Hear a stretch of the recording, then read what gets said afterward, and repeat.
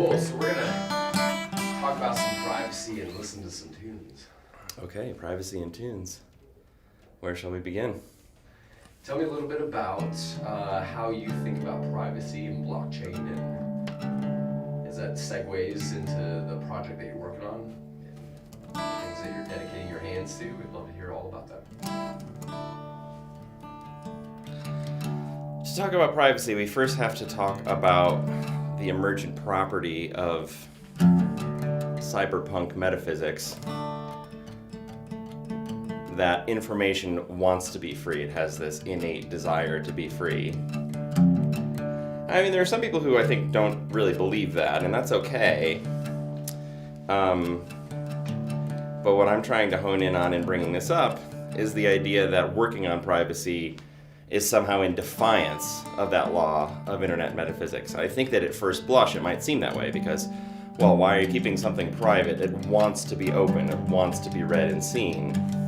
But the truth of the matter is that these two are not only not incompatible, but they are profoundly complementary, because one of the reasons that great ideas or poignant truths don't make it to the corpus of open human knowledge described in the dataist paradigm is self-censorship, fear of retribution,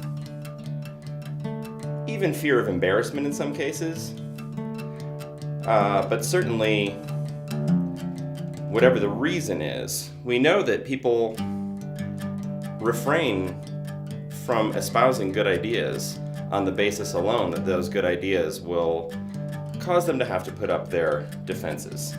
And so privacy is a way to take inventory of those defenses as an idea makes its egress from the theater of the mind to the forums of public opinion. And I think it's very important that at each stage of an idea's maturation,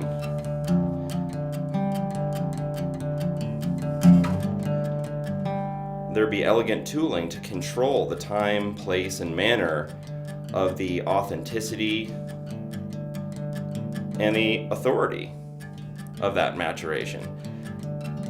And so when I'm building privacy technology, I don't think of the technology as some kind of bulwark against this law of internet metaphysics. I don't think of it as a way of stopping or even putting the brakes on information becoming free as it wants to be. In fact, I think of it as a lubricant, a crucially important way that good ideas become free. And that notion, I think, really needs to begin to rapidly proliferate throughout the ideas of decentralized technology in order for privacy not to seem like it's off to the side somewhere. And I'm hopeful that this is a big year for that happening.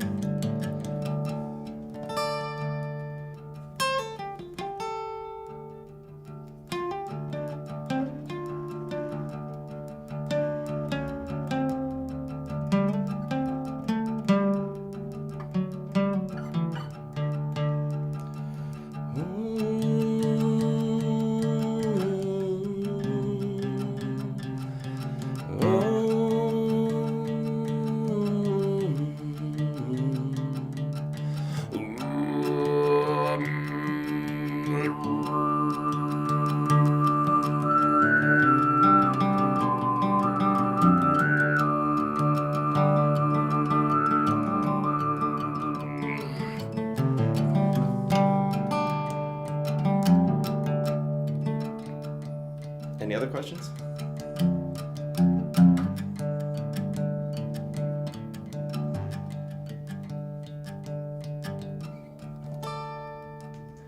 So what are some ways that that developers working in this space can embrace this truth that you're laying out here, and how can they incorporate that kind of thing and be influential in the way that they're developing their dApps and their products and their projects?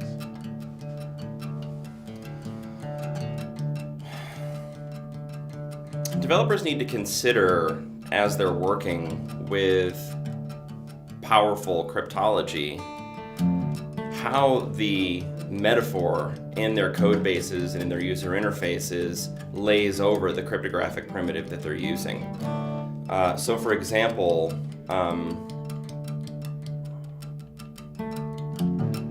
signing a piece of arbitrary data is a relatively simple cryptographic operation, whether it's done with ECDSA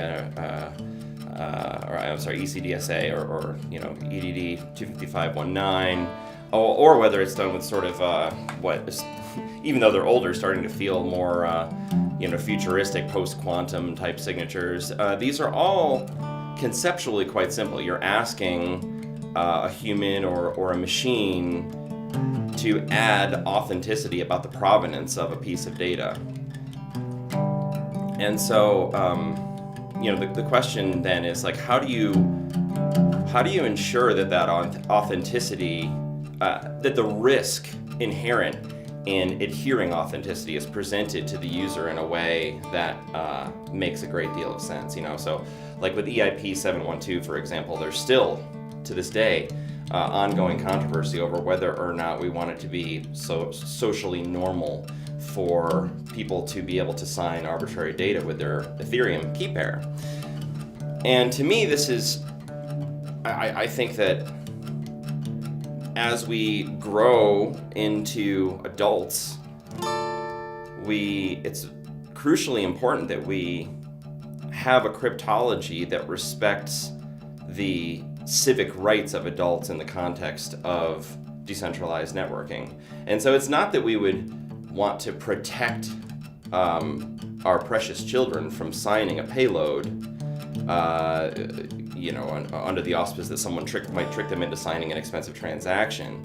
The reality is that all of us as adults in our social and political lives, and that includes signing things with our Ethereum key pair, we need to support each other, and we need systems in place that help us to make good decisions, whether it's something major like a political struggle to join, or whether it's a relatively quick event like figuring out how to ensure that the data that we're signing is the data that we want to sign.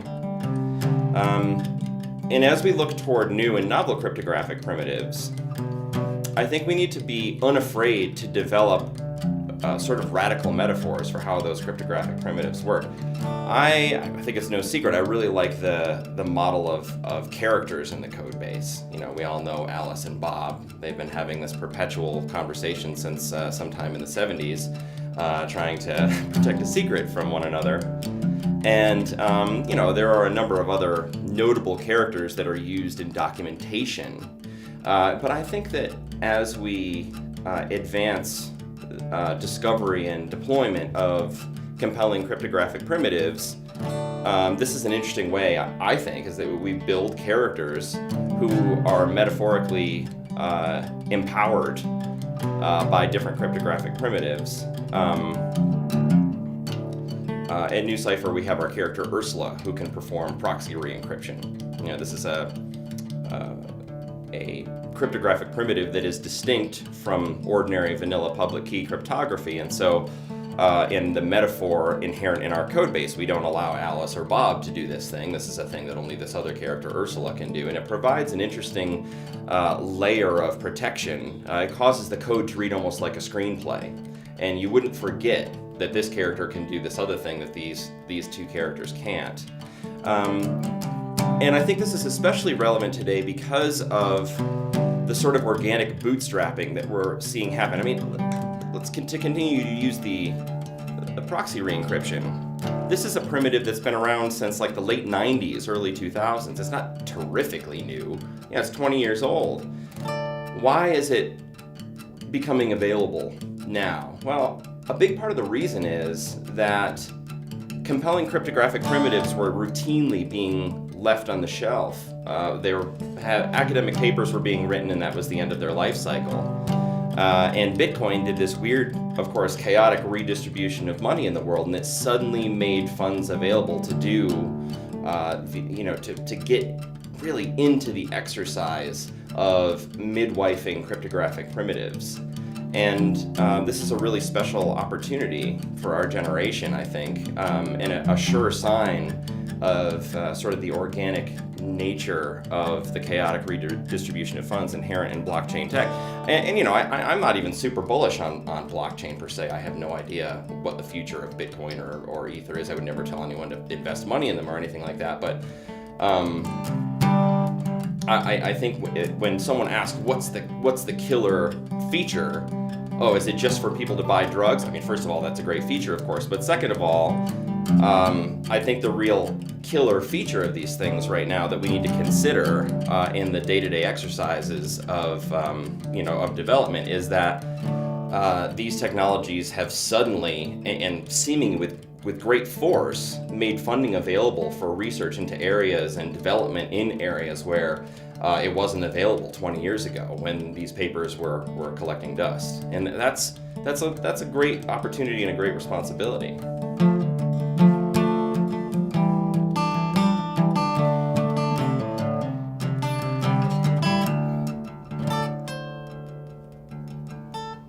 What are some of the most exciting things to be coming out of some of the last 20 years, from your perspective, that are starting to get this funding and starting to see the light of day?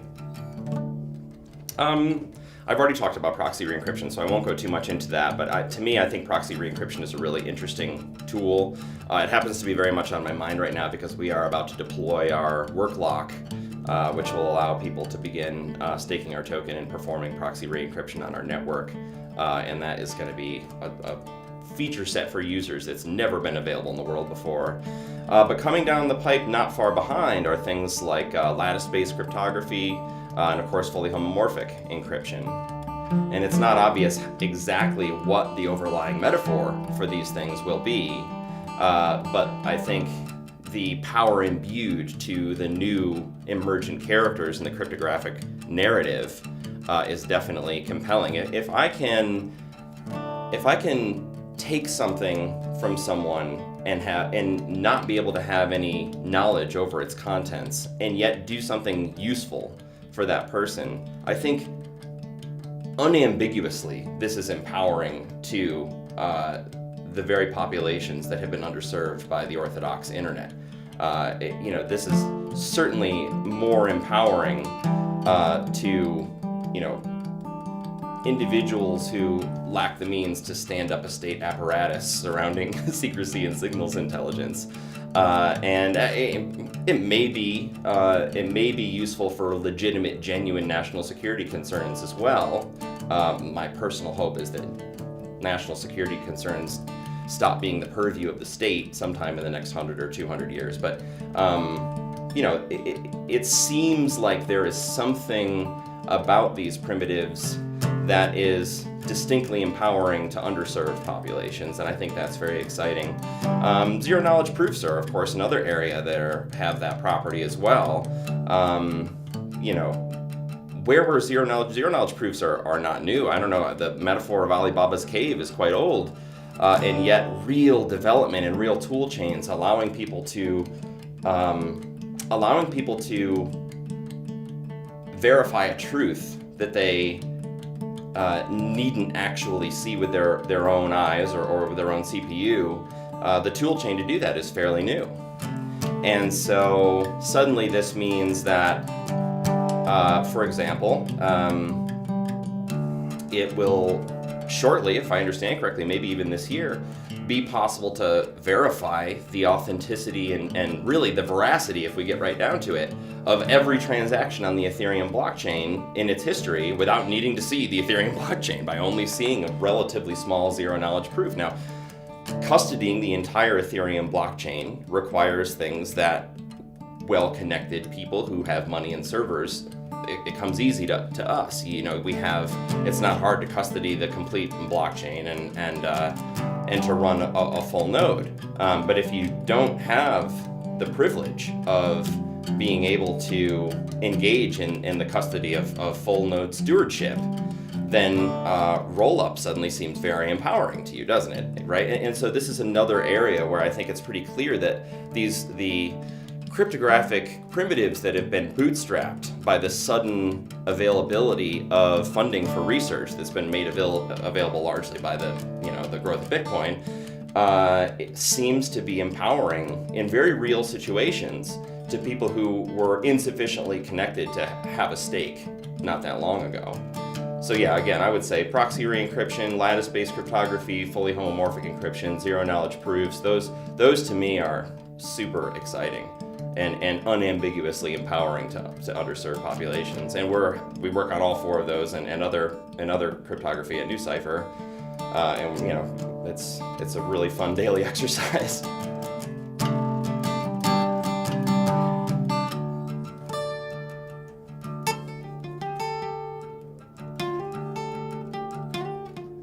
That's a really key point. There's a guy named Jarrell that gave a talk. He's an Ethiopian, and he was talking very much about the assumptions that from a Western perspective, we look at this problem, we say that you need a desktop machine in order to code and all these sorts of things that are not necessarily true, but yet we've assumed them to be true. Right. They are very much systematically impairing the entire underserved populations of the world from engaging in serving their own needs through technology. It sounds like this is very much the same kind of... Well, it's a good time for us to tune into those sensitivities because, you know, no matter how much we may care, the overwhelming weight of what would I ever do about this problem, it gets all of us down. And, you know, we all occasionally drink orange juice out of a disposable plastic cup that has no basis really for existing in the first place, these sorts of things. And so working to reduce the weight of that overwhelming weight, I think, is a really important part of opening the release valve for our care. You know, we will certainly find ourselves with more endurance for caring and more ease in our care as the problems start to seem less overwhelming. And you know, in that respect, the emergence of cryptographic primitives in privacy tech are only one angle. We see other angles, of course, you know, all over the place throughout ecosystems of decentralization. You know, with you know, reputational changes. Won't it be great when we are not relying on Facebook and other corporations to mediate how reputable someone is? That of course is hugely disenfranchising. Yeah, I mean, there are so many examples of this throughout. You know, walking through ETHDenver, but probably something like half the tables down there have a very, very direct engagement with some variant of reducing the crushing weight of how hard it is to actually implement one's cares and concerns for the world. So yeah, this is an important time in that respect. I didn't see his talk. I'll go back and watch it. But yeah, I mean, it's a great time for us to, in tandem with developing these things, to have greater and growing sensitivity for populations that have been disenfranchised, both as users of the web, and by that I mean people who are loading a URL in a browser, but also generally larger users of the internet. I mean, people who are trying to develop some tiny little piece of code to advance their interests. I think it's a great time for us to, in parallel, grow our technology and grow our sensitivity to the needs of underserved populations. And it's, I think one of the things that blockchain tells us is that it is economically feasible to do that. We needn't think of this as sort of a zero-sum game or a net loss, because when we stand each other up and when these underserved populations have increasing capabilities, we have more power as a community to speak even more truths to power. And so it doesn't always need to be an act of charity. In my case, of course, it's not. I work professionally in this field, and I could be doing Web 2.0 stuff for probably approximately the same salary, and instead I'm doing this, and it's a wild ride to suddenly have this career change, which there are probably, out of the, I don't know how many are here, 600 or something, probably half of them or more have a similar story to tell, where there hasn't been a need to and by the way, I realize there's a danger in what I'm saying too. I don't mean to suggest that we can be entirely blind to our involvements and engagements in the parts of society that seem so unsustainable. But I haven't had to shuck off all of my Western identity and live a vow of poverty.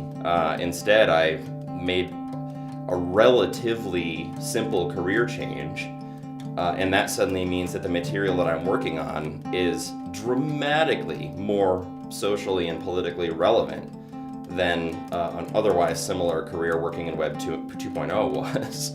And this is remarkable, that this has suddenly come to pass for so many of us.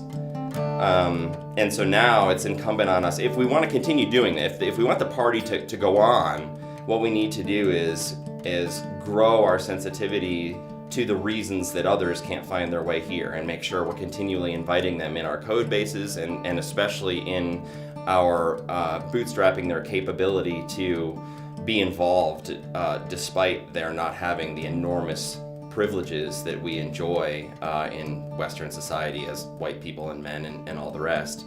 And so it's a great time for that sensitivity to be something that we think critically about.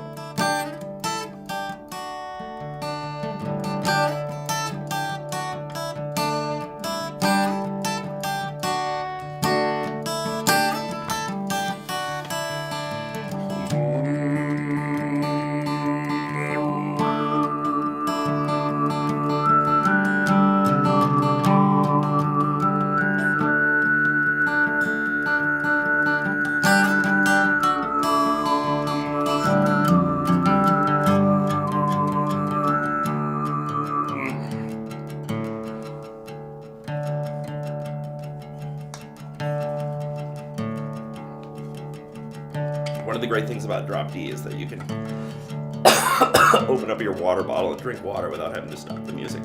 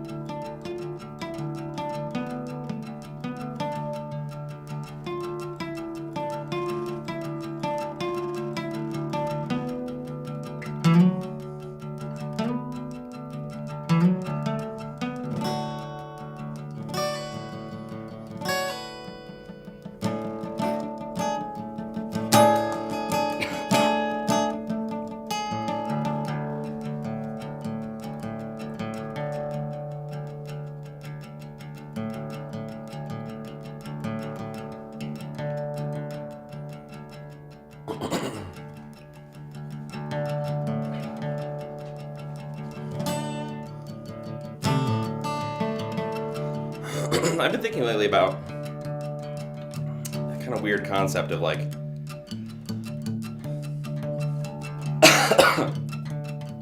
you got the dashboard in front of you, the steering wheel and the pedals. You're not sure how you got into this vehicle, but you find yourself there. And you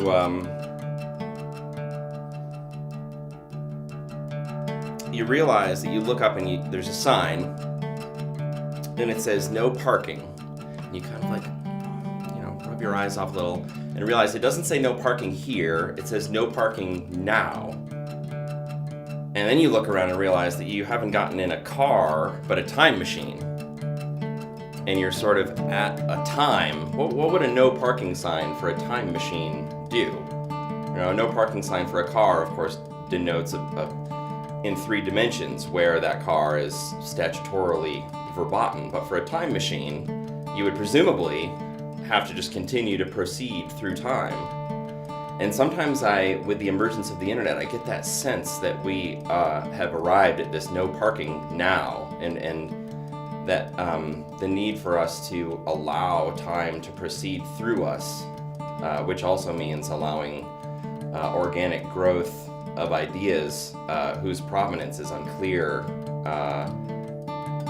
is something, maybe everyone thinks this, I don't know, maybe everyone in all times throughout history suddenly has this notion, but with how fast technology is moving, can you believe that we don't have to make things out of bronze anymore, we have iron now? I don't know, maybe this is like not new, it may be not novel at all, I'm not sure, but there certainly is a feeling of real, rapid, almost singular feedback loop where the things that are being developed have such a rapid effect that it has that feeling of like a no parking now.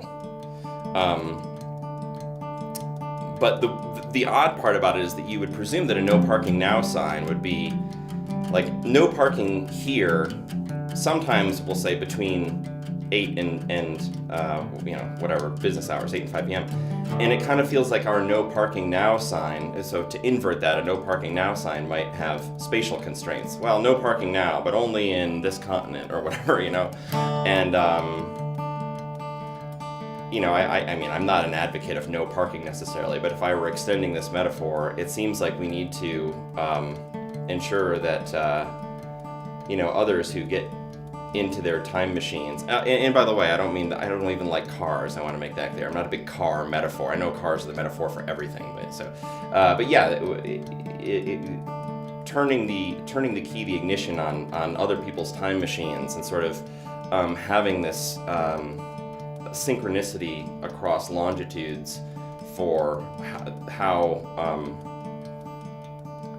the degree to which we have the capability to improve each other's lives and make social connections and discover and understand comforts and discover and understand our identities in the natural world.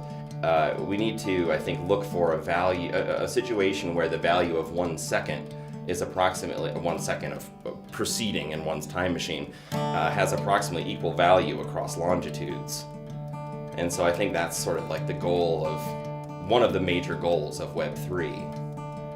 Is to sort of help people turn the ignition. Some people seem to be stuck in a no parking now sign, but they don't have the keys, And so we need to help everyone who wants to sort of move forward second by second to do that,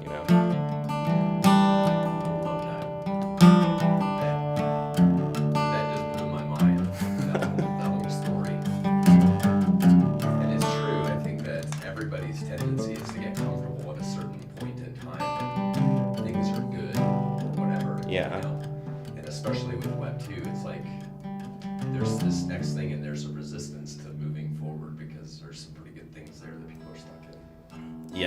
Yeah. But it's things not that everybody. And that's, I think, the nature of it, of the next iteration, is that it's truer to its original design of by and for everyone, free and open. The Web 2 does feel really good, and things that have authentic good and things that are toxic and dangerous, they all feel about the same kind of saccharine good. There's not a lot of distinction, right? And one of the reasons is that there's nothing on there's no stake in being a Web 2 user from moment to moment like there is with Web 3. There's no notion of your economic power, and I mean that widely defined. I don't necessarily mean that to say that the influence that a billionaire can wield as compared to the influence that an extremely poor person can wield. I mean more like your willingness to actually engage, and your authenticity. We have this. The Web 2 is so much of a speak when spoken to culture. There's very little uplink. You ever notice that every internet service provider throughout the entire United States, I mean, there are rare exceptions, but they are rare.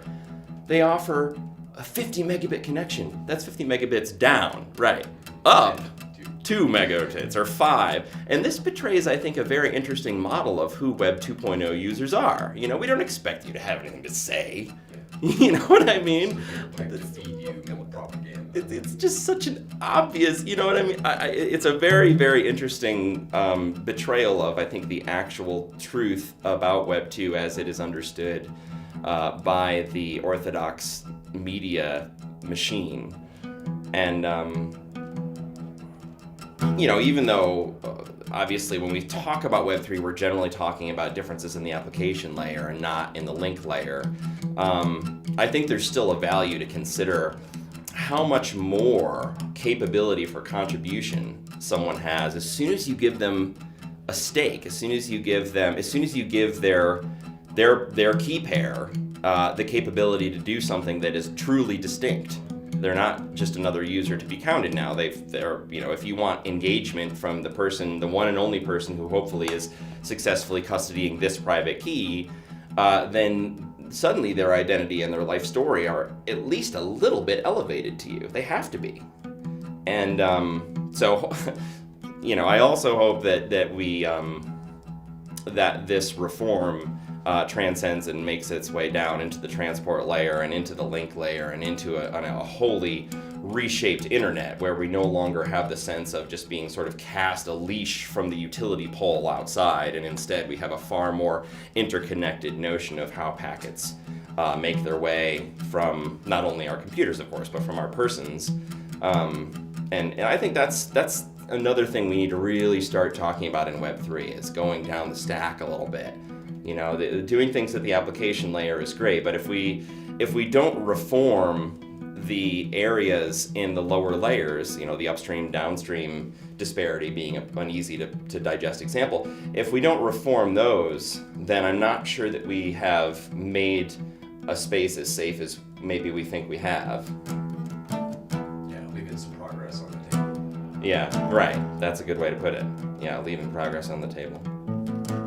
Can you be heard on the interview, or am I supposed to be repeating things that you say? He can't be heard that well. Not too much.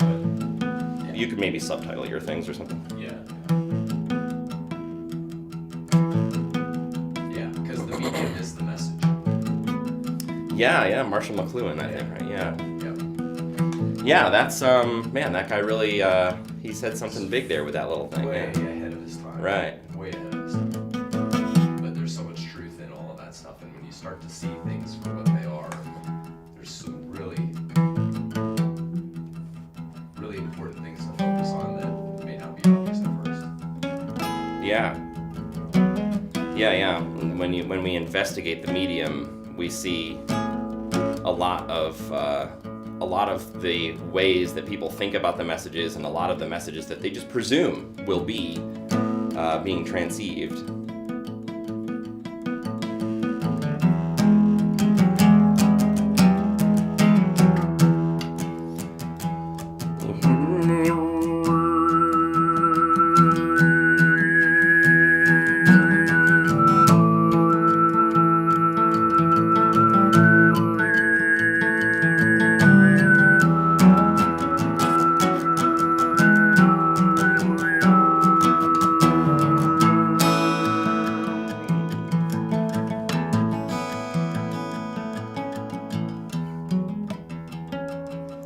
Connecting two people that you don't know is a good deed. Often. Not always, but often.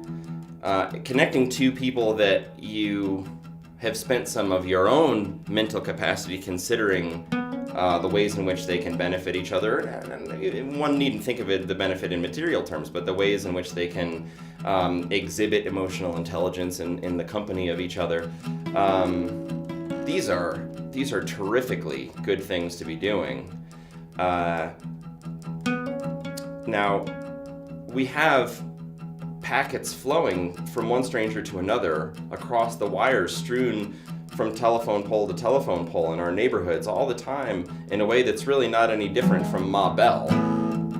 And by the way, that system served us very well as a species. I am not saying that the critiques that we make, the corrections that we make, or the elements subject to correction, I'm not saying that they represent mistakes of all time. There are things that served us but that are no longer serving us. And I don't think that we need to even have agreement, much less consensus on whether or not they were always bad. You know, the telephone was a cool invention, really cool. But I think now it's time to understand the role of our nodes, and your home is a node, you know, whether you live in a house or whether you are, you know, live in a box, or whether you sleep in a different place every night or whatever. I lived in a bus for most of the last 5 years. You know, you're the place where you are able to erect an edifice of networking infrastructure of one kind or another. That represents a huge opportunity for you to help to connect people who really need that connection. And now, at the application layer, we understand this. We frequently will send out a message to two people saying, "Hey, person A, let me introduce you to person B," and so on.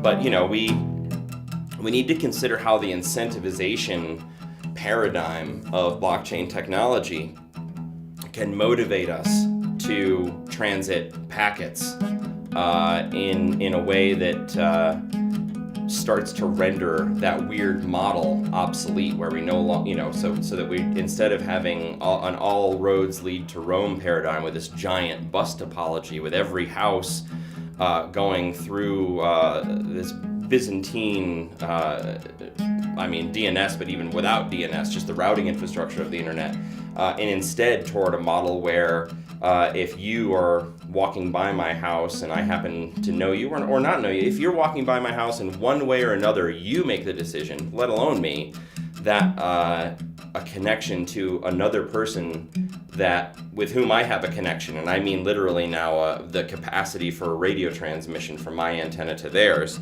I think that I have some responsibility to help you make that connection. I would like to see a world where you don't have to be routed by the giant unitary internet.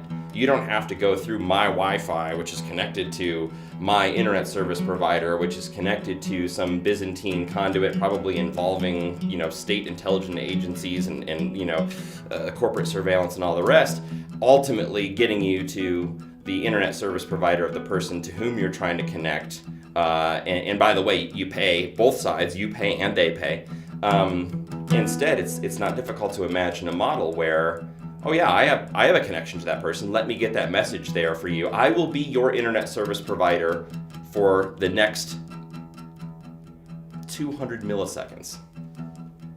And if we can incentivize that kind of relational structure, then I think we will have achieved a great return to some of the best spirit of an organic village.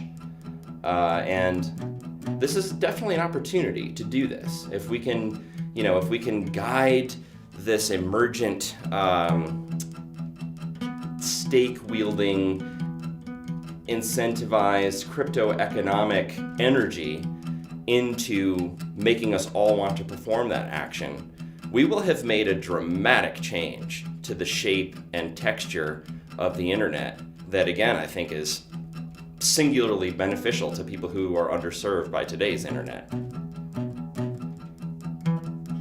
And I'd love to move on to that kind of work. You know, I mean, at NuCypher right now, we are deploying our work lock for our Ursula character, deploying which is our proxy re-encryption primitive, but I'd love to somehow work in the challenges of privacy and authenticity and novelty as they exist on the link layer, on the radio layer, really getting down there. I'd love to imagine that somehow we can start to do some of that work in the next, 5 years, maybe 10, something like that. But at some point, it's some point that doesn't seem forever away. We can't have the sort of fusion paradox where we continually suggest that these things are 20 years away. It's time to start road mapping that stuff.